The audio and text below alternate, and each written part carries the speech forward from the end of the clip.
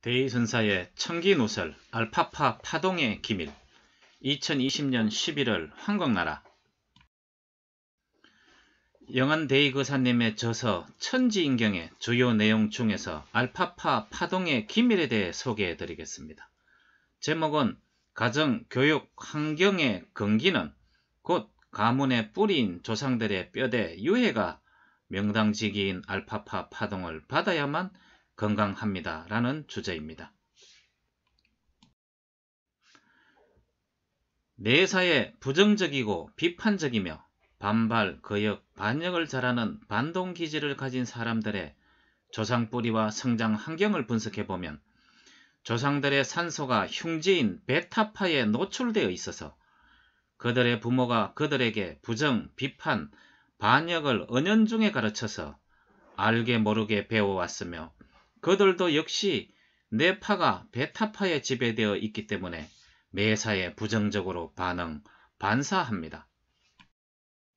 불평, 불만, 투정, 비관, 비굴, 자기비하, 오만, 교만, 불손, 불안, 초조, 우울, 경망, 갈등, 시기, 질투, 정오, 모함, 이간질, 협잡, 업무, 불효, 불충, 불의, 불화, 불신, 무례, 폭력, 난폭, 무지, 무정 등은 이런 생각과 말과 행동은 바로 뇌파가 베타파에 지배된 사람들의 행동 특성인데 반해요. 만족, 감사, 자신감, 당당함, 희망, 명랑, 친절, 겸손, 온유, 양보, 침착, 자제, 안정, 칭찬, 격려, 응원, 성원, 협력, 협동, 존중, 효도, 충성, 정의, 조화, 평화, 믿음, 예의, 온정, 위엄, 지혜로움 등은 알파파의 뇌파를 가진 사람들의 행동 특성입니다.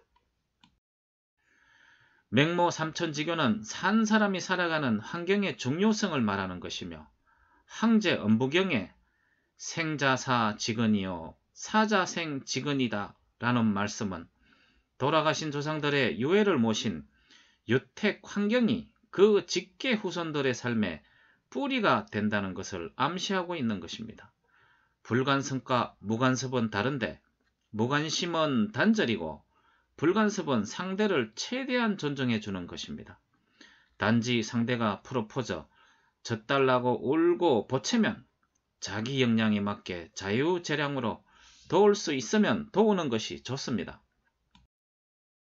우량 후손을 잉태하고 생산, 육성하는 것은 명당 에너지인 알파파를 받고 태어나서 성장한 양부모의 사랑 알파파 에너지를 충분히 받고 잉태되고 태교를 받고 태어나서 성장해야만 가능합니다.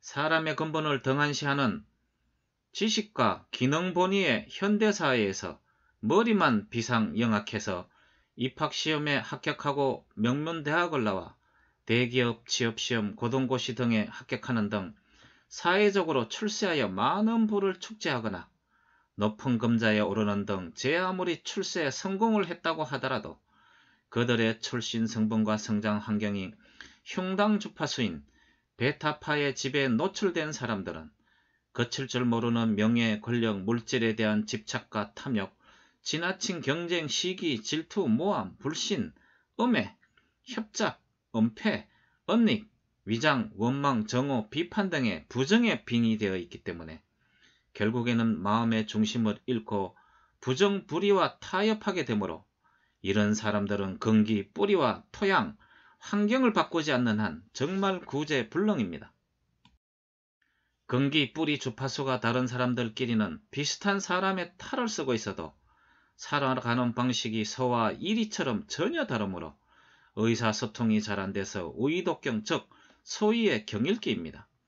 이런 사람들은 가르치려 하거나 간섭해서는 안되니 그냥 동네 개가 짖든 말든 소가 풀을 뜯든 말든 내버려 두고 제 할 도리만 잘 하면서 함께 사는 공생공존법을 터득해야만 합니다. 자기 분수나 주제도 모르고 제 앞가림도 못하면서 남의 제사에 밤나라 감나라 하고 간섭하다가 보면 결국은 험악하고 비웃음을 당하는 꼴을 보게 됩니다. 임패, 별거, 이혼, 무심병, 암, 당뇨, 고혈압, 아토피, 류머티스즘, 고질 난치병, 각종 선천성 장애, 노름 도벽, 사치 과소비병, 공주 완자병, 백수 건달병, 바람 피우는 음낭 색병, 술, 마약 등 습관성 약물 중독, 우울증, 과대망상, 환청, 환각 등 정신질환, 사이비 종교 맹신 등 재패, 부도 등 경제 불통으로 인한 생활고, 빈곤, 궁핍, 이런 증상들은 베타파에 지배된 사람들의 가장 큰 특징들입니다. 뼈대 있는 가문이라는 말은 바로 조상의 유해가 명당지기를 받아서 튼실한 누른 항구를 말하고, 뼈도 못 추린다는 말은 바로 조상의 유해가 흉당에 노출이 돼서 뼈가 다 사가 없어진 것을 말합니다. 결혼해서 아이를 놓고 잘 살다가도 서로 마음에 맞지 않아 별거하거나 이혼하는 사례가 많은데, 이를 분석해보면 결혼 후에 부부 중 어느 한쪽의 부부가 돌아가셔서 그쪽 뿌리 주파수가 베타파로 떨어져서 주파수가 잘 맞지 않기 때문이고, 결혼 후 부부가 모두 생리적 건강상의 이상이 없는데도 회임을 못하는 경우가 있는데, 이 역시 부부의 뿌리 주파수가 서로 달라서 생리적 전자기파가 잘 맞지 않기 때문입니다.